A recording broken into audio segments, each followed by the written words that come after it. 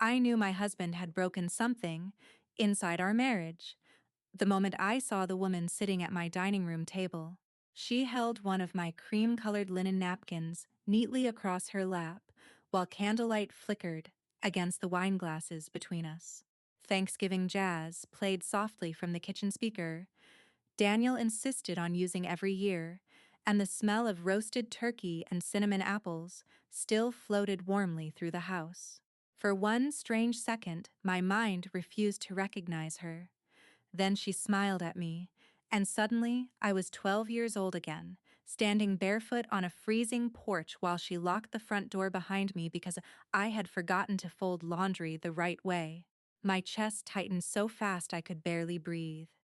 Daniel stepped out of the kitchen carrying a bottle of red wine, his face bright with nervous excitement. "There you are," he said softly. "I wanted tonight to be special." Special.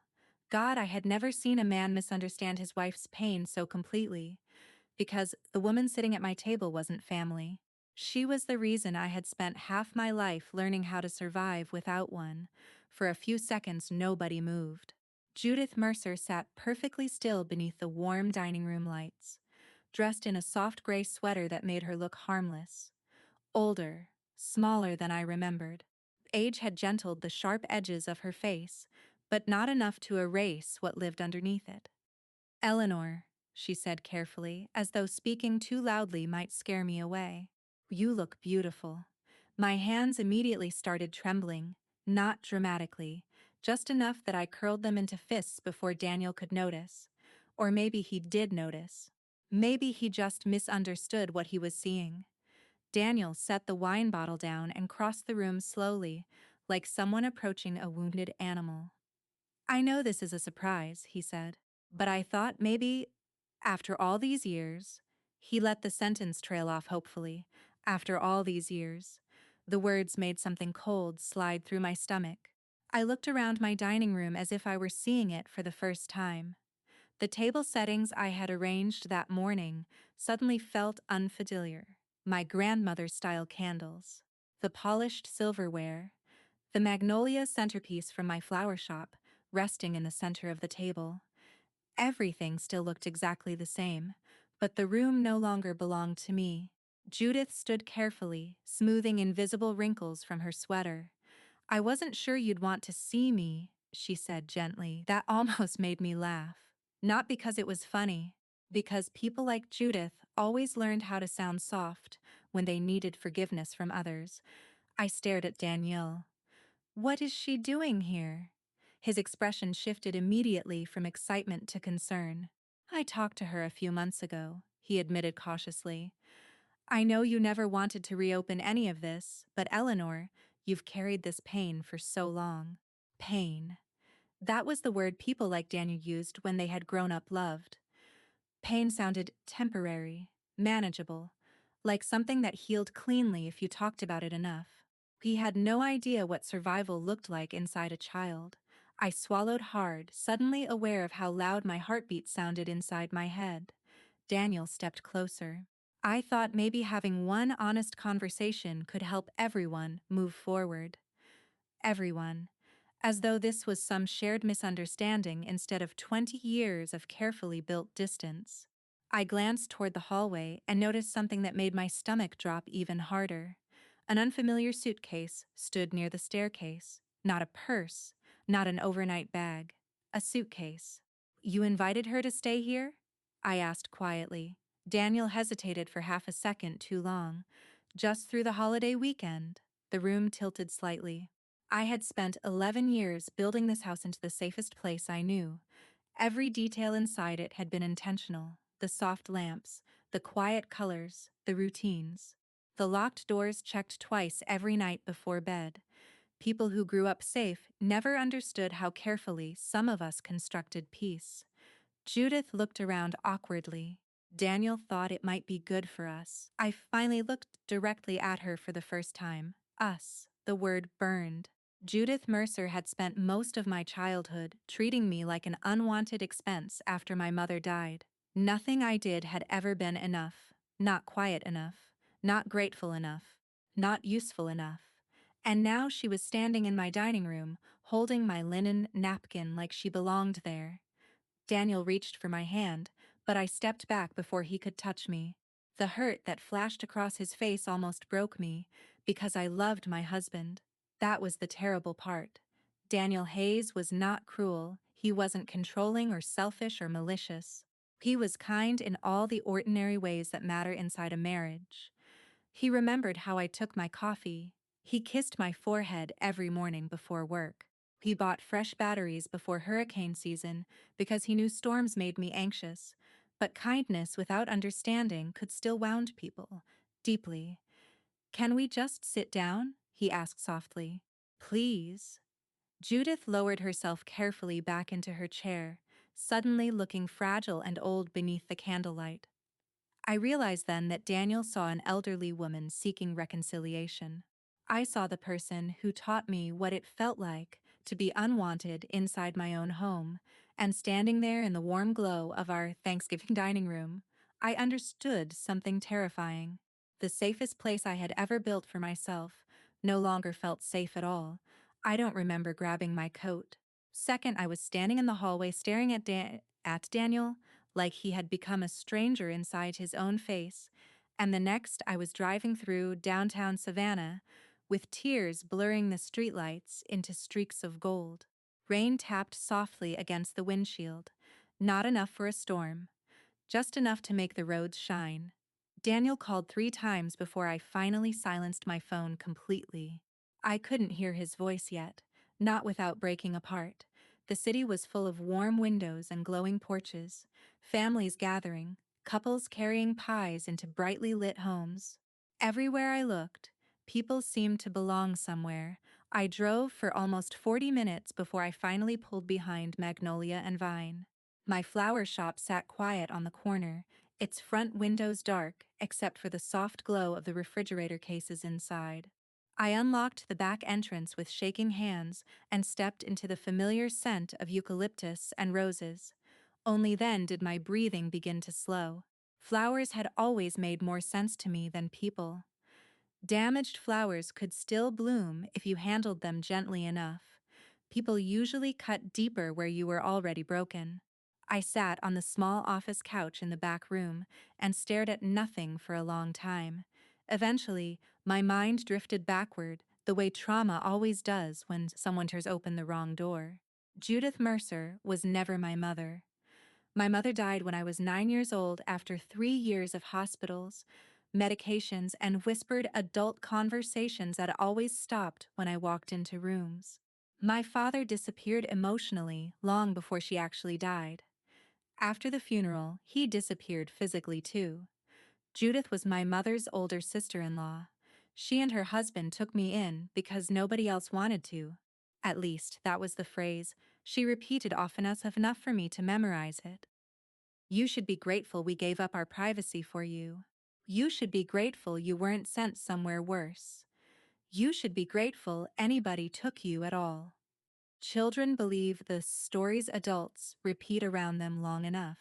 By 13, I genuinely thought existing too loudly was selfish. Judith never hit me hard enough to leave bruises people would ask questions about. That wasn't her style. She specialized in smaller wounds. Locked pantry cabinets, cold silence that lasted days over tiny mistakes, humiliation disguised as discipline. If guests came over, she transformed into generosity itself, smiling, warm, patient. She'd rest her hand lightly against my shoulder and say things like, "Eleanor's still adjusting after everything she's been through." Then later, after everyone left, she'd hiss, "You embarrassed me tonight." I remember standing outside once during winter because I forgot to fold towels correctly. I remember trying not to cry because crying annoyed her more than mistakes did. Mostly, I remember hunger, not always for food, for softness, for safety, for one adult who looked at me without resentment. A sharp ache tightened unexpectedly in my chest. I reached automatically for the necklace beneath my sweater. The tiny gold locket Daniel had given me after my miscarriage 6 years earlier.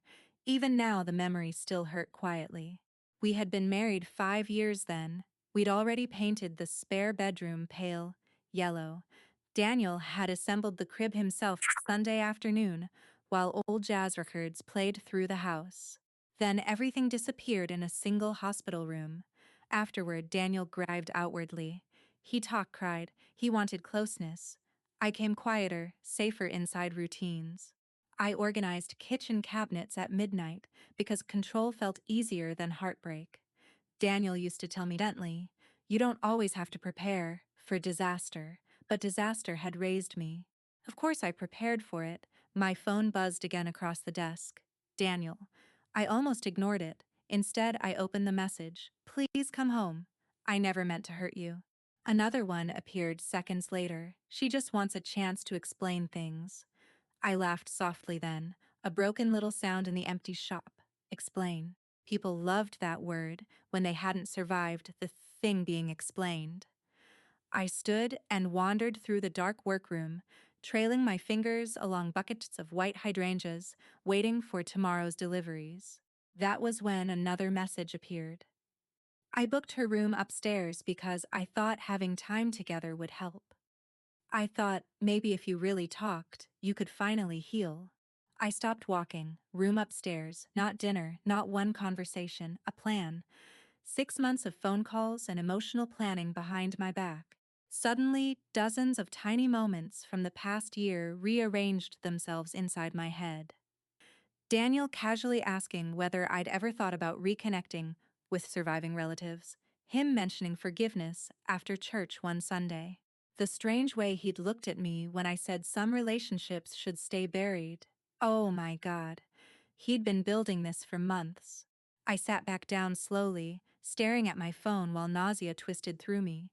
The worst part wasn't Judith, not completely. It was realizing my husband had spent half a year studying my pain like a puzzle he believed he could solve if he loved me hard enough. Daniel came from one of those families that hugged constantly and argued loudly and recovered quickly. His parents had been married 47 years. His sisters called each other every morning before work.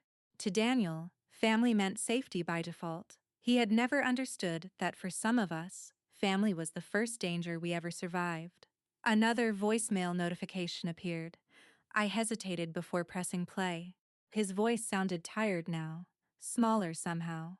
"She's staying through the holiday weekend," he said softly.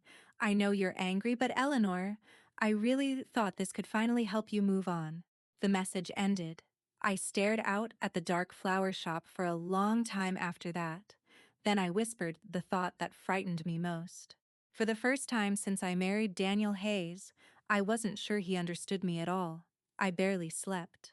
By sunrise, my neck ached from the office couch and my eyes burned from exhaustion, but the panic inside me had settled into something colder and steadier.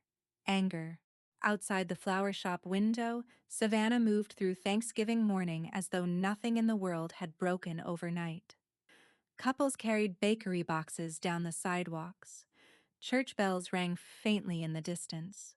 A little girl in a red coat laughed while chasing pigeons across the square. Normal life continued so easily for people who had never learned how quickly safety could disappear. I made coffee in the tiny backroom machine and stared at my phone while it brewed. 8 missed calls from Daniel, 3 voicemails, several messages that grew progressively more worried as the night passed. "Please answer. I'm sorry. Please don't stay there alone.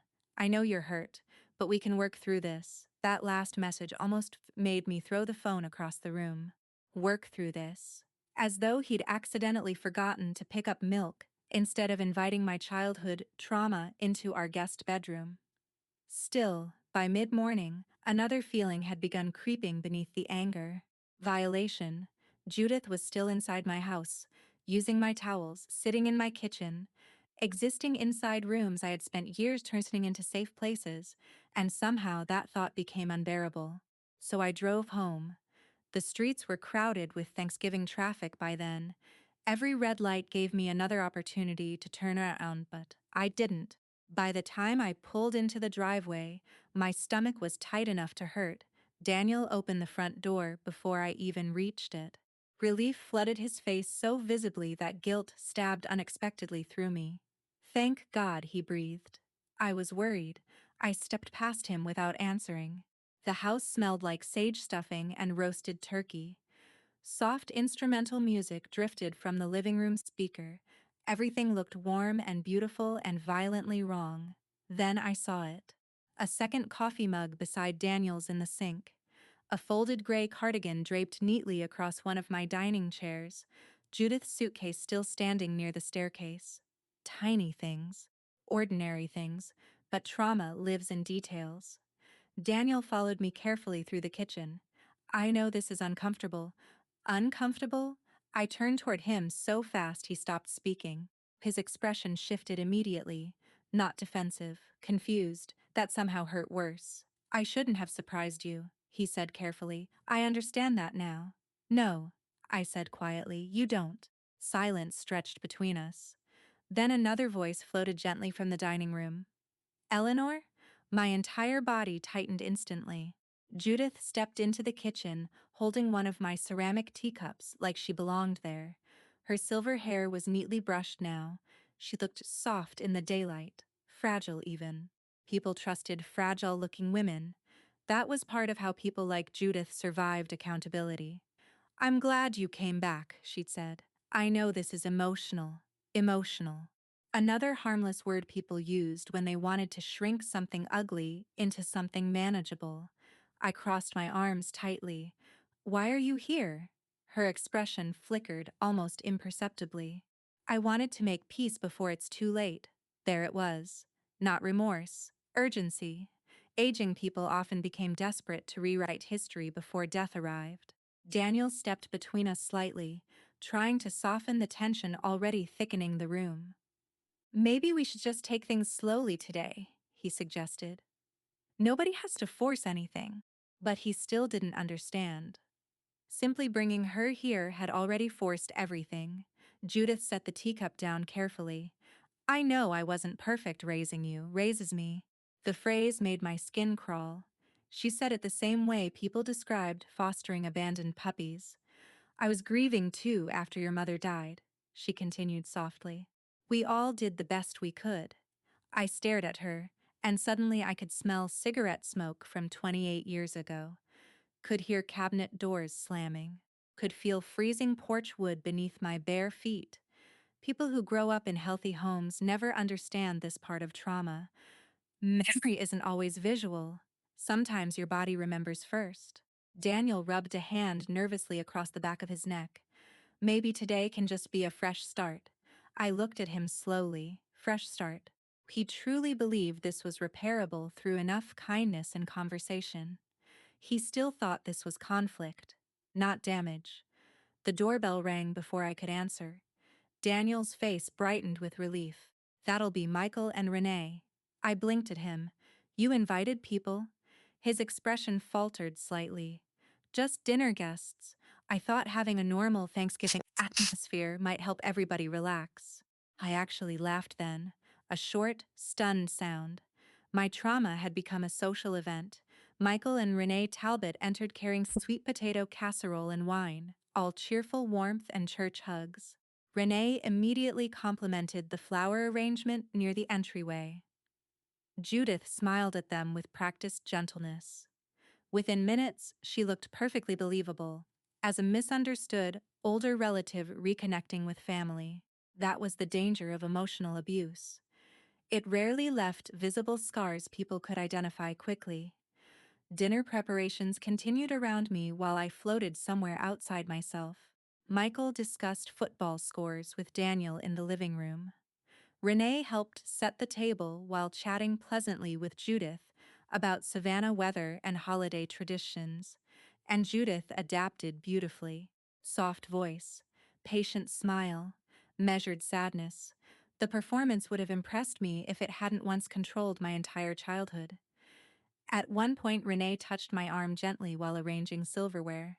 Family disagreements get heavier the longer we carry them, she said kindly. I forced a tight smile. Across the room, Daniel looked hopeful hearing that. Hopeful. As though everyone around him was confirming he'd done the right thing. Later that evening, while carrying dishes toward the kitchen, I stopped when I heard Daniel speaking quietly to Judith near the sink. I really thought, once she saw you weren't angry anymore, he said softly, things could finally heal. Judith sighed dramatically. She's always held on to things too tightly. Something inside me went completely still, not because of Judith, because Daniel wasn't correcting her.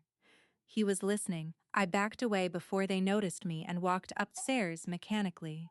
Inside our bedroom, I sat at the edge of the bed trying to breathe normally. Then I noticed fresh towels, folded neatly inside the guest room doorway across the hall. Prepared days ago, planned carefully, permanent enough for folded towels. And suddenly I was 13 again, listening outside closed doors while adults discussed my future without ever asking what I wanted. A soft knock startled me. Daniel stepped into the bedroom cautiously. "Can you at least try to meet her halfway?" he asked quietly. I stared at him in disbelief. And in that moment, I understood something devastating. My husband still thought this was a disagreement between two wounded adults. He had no idea he was asking a child to sit politely at the table with the person who taught her what fear felt like inside a home. By the time we sat down for Thanksgiving dinner, I felt like I was watching someone else's life from very far away. Candles flickered softly down the center of the table. The turkey sat perfectly golden beneath the dining room lights.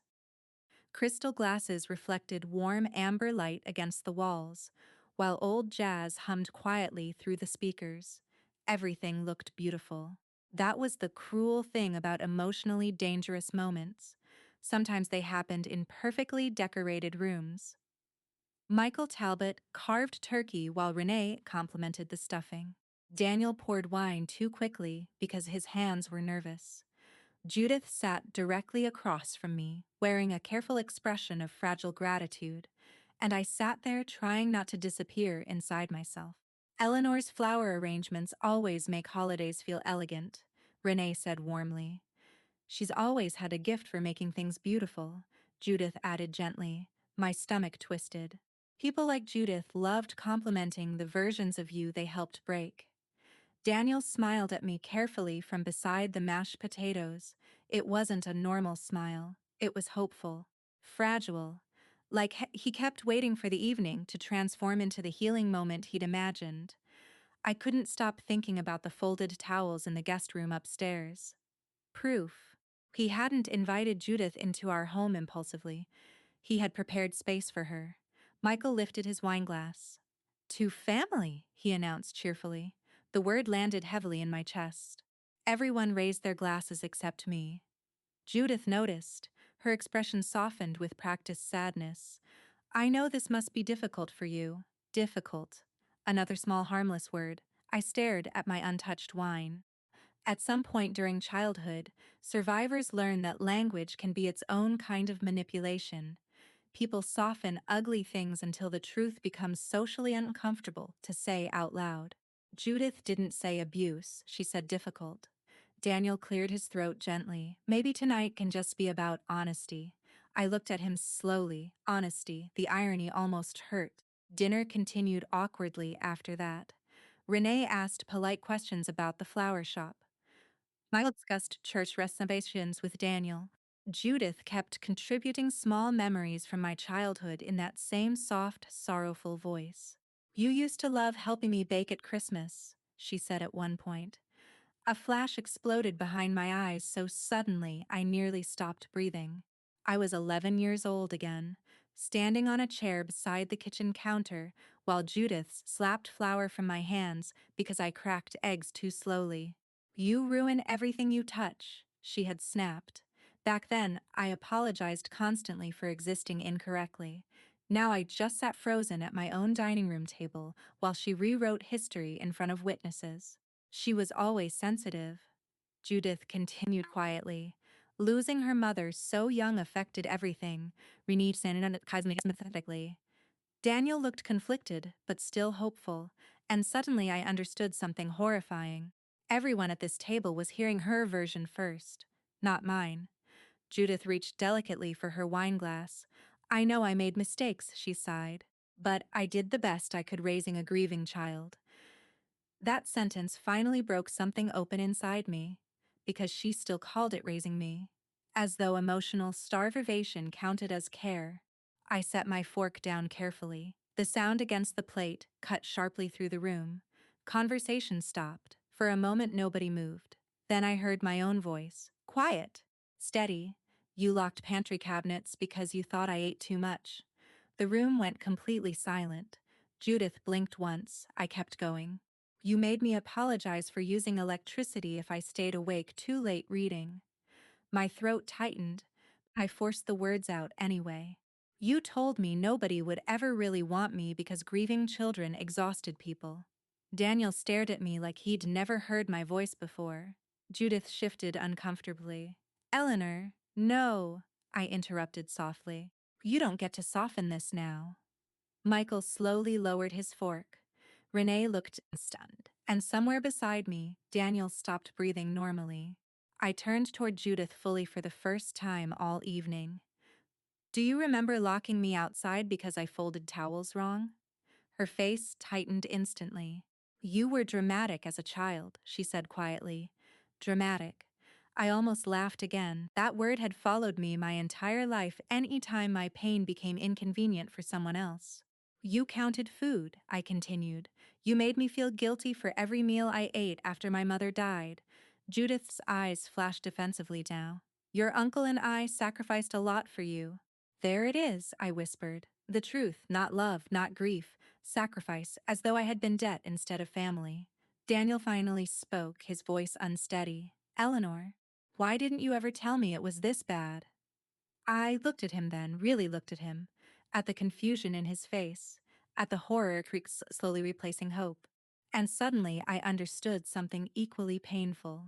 He truly had never known, because people raised inside love never imagine homes can become survival zones for children. Because survivors don't tell stories the way comfortable people want them told, I said quietly. We tell them in fragments, in panic attacks, in over-prepared kitchens and locked doors and backup cash hidden in drawers. The room stayed silent. Even Judith said nothing. I swallowed hard. You thought forgiveness was love because nobody ever taught you what fear inside a home feels like. Daniel looked physically wounded hearing that. But I wasn't finished. I turned toward him fully. You didn't betray me because you invited her, I said softly. You betrayed me because you decided my pain needed your permission to heal. Daniel's face collapsed completely then. Not defensive anymore, not hopeful, just devastated. Judith suddenly straightened in her chair. I will not sit here and be painted like some monster after everything I did for you. And there it was again. Not one apology, not one moment of concern for what happened to me. Only defense, only image, only herself. Renee quietly whispered, I didn't know. Neither did I, not fully. Not until I finally heard the truth out loud inside a room full of people.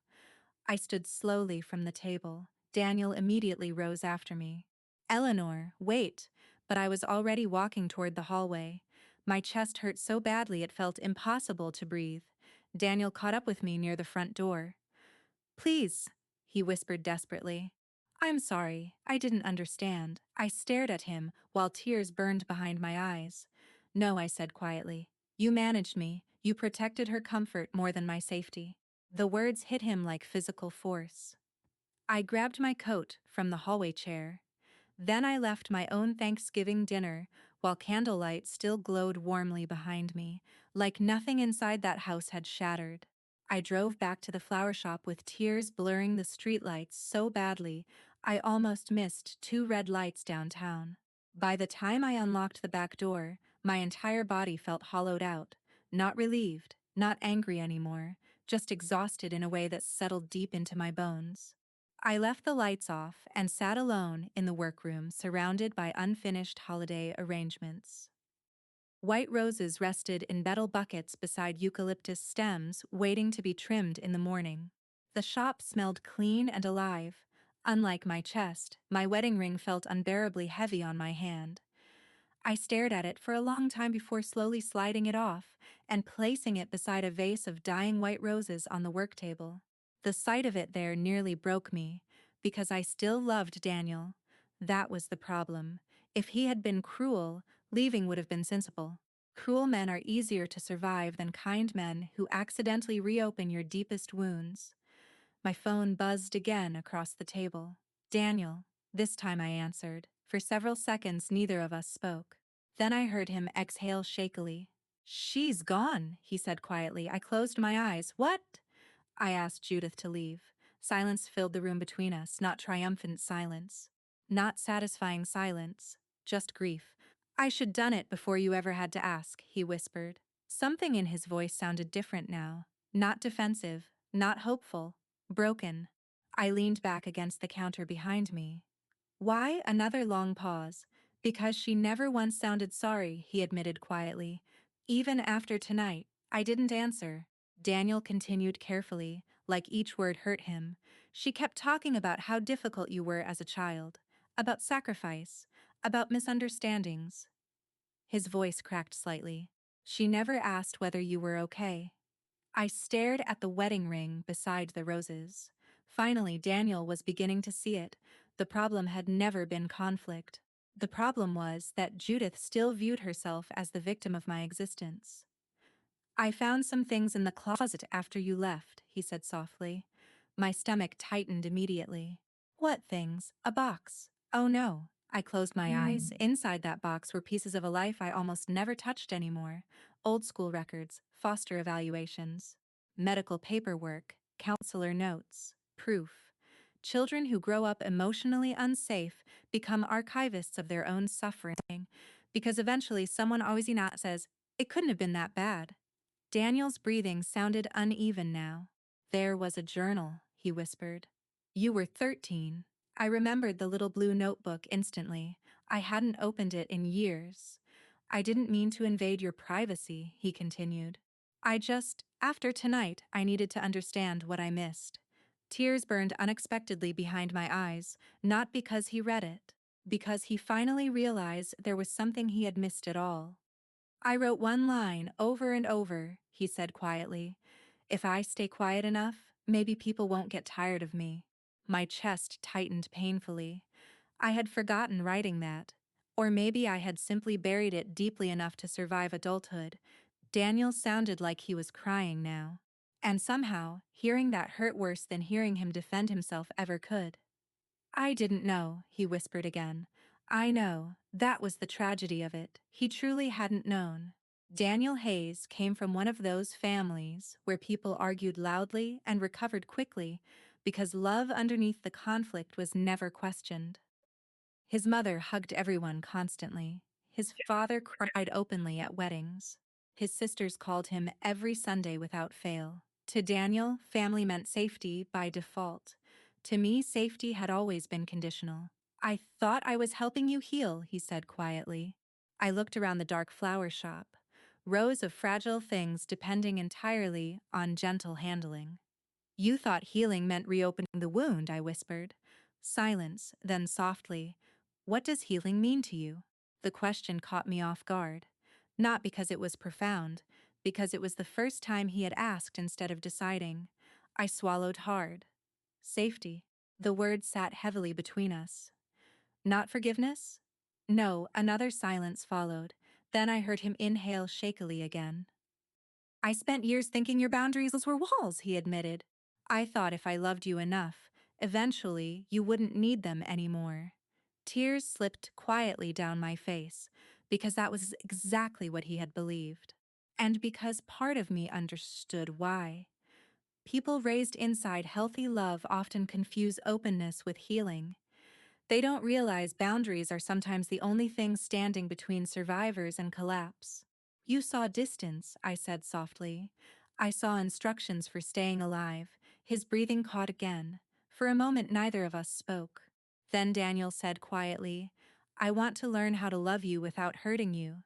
God, that almost destroyed me completely. Because he meant it, and because love alone still hadn't protected me. The next morning I opened the shop early, despite barely sleeping. My eyes felt swollen and my body ached with emotional exhaustion. Tessa arrived 20 minutes later carrying coffee and immediately stopped when she saw my face. "Oh no," she said gently. Holiday family disaster? I let out a tired laugh before I could stop myself. You could say that. Tessa sat beside me on the work table while we processed inventory orders.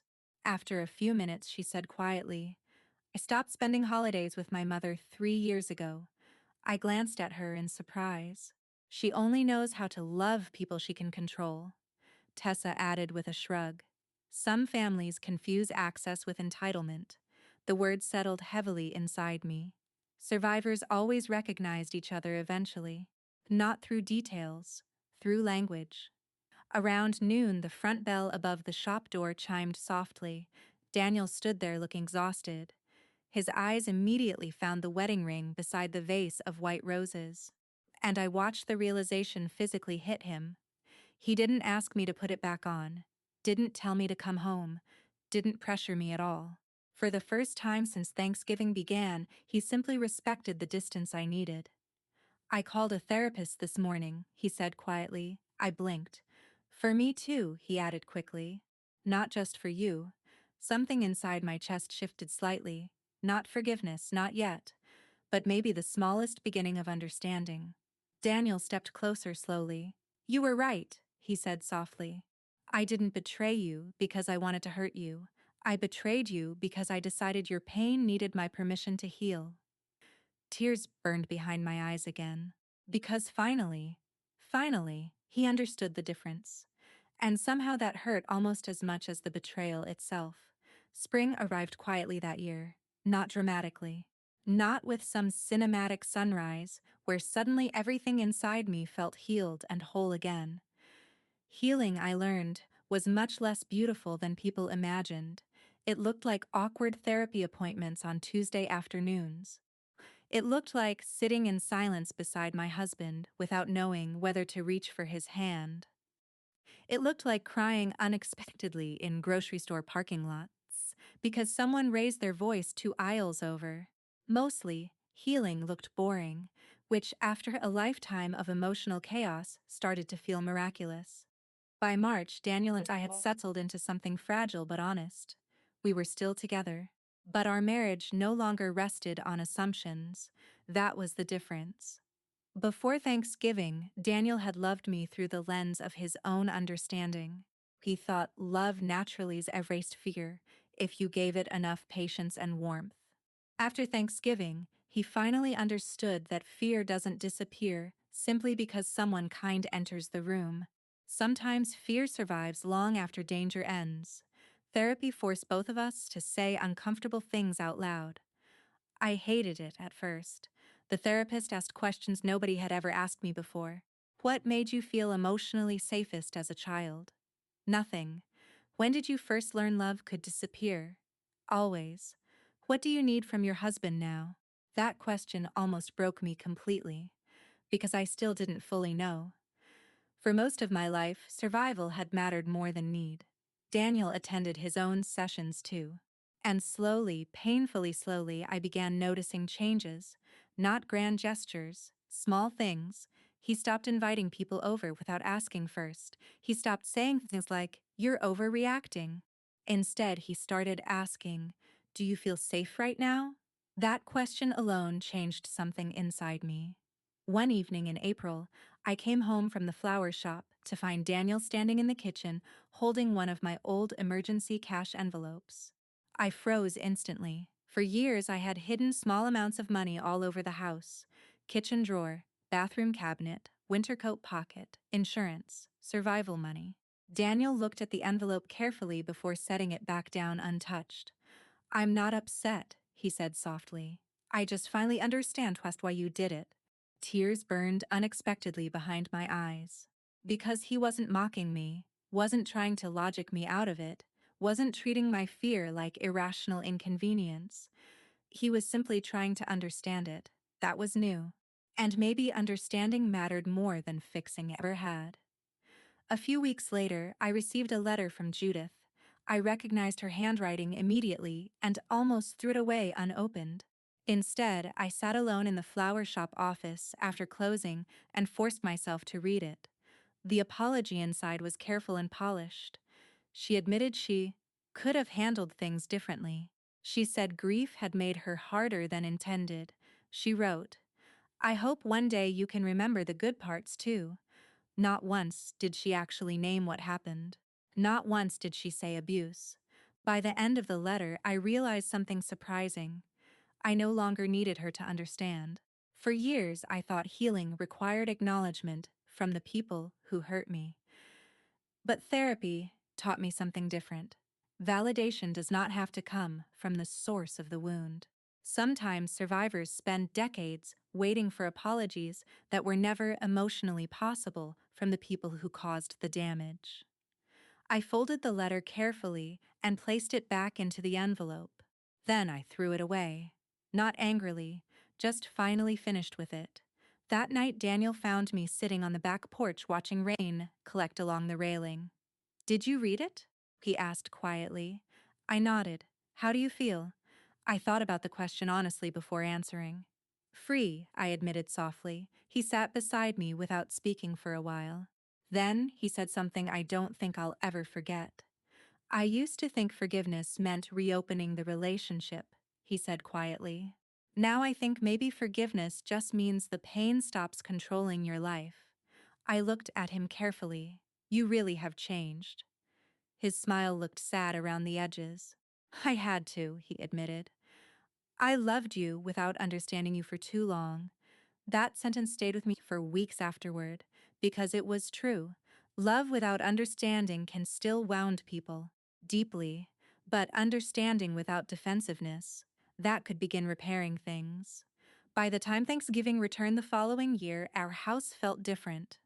Quieter somehow, safer, not because the past disappeared, because we stopped pretending safety and forgiveness were the same thing.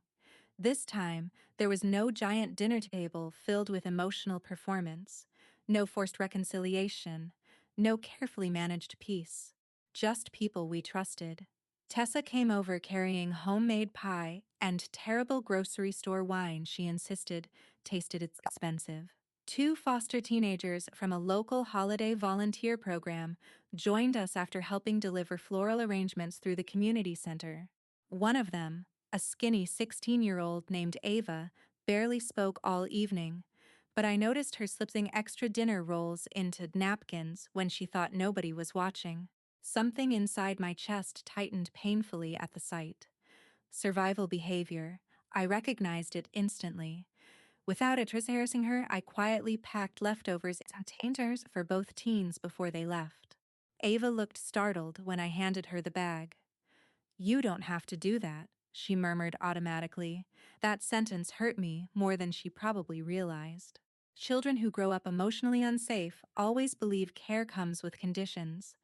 "Yes," I said gently, "I do." Across the kitchen, I noticed Daniel watching us silently.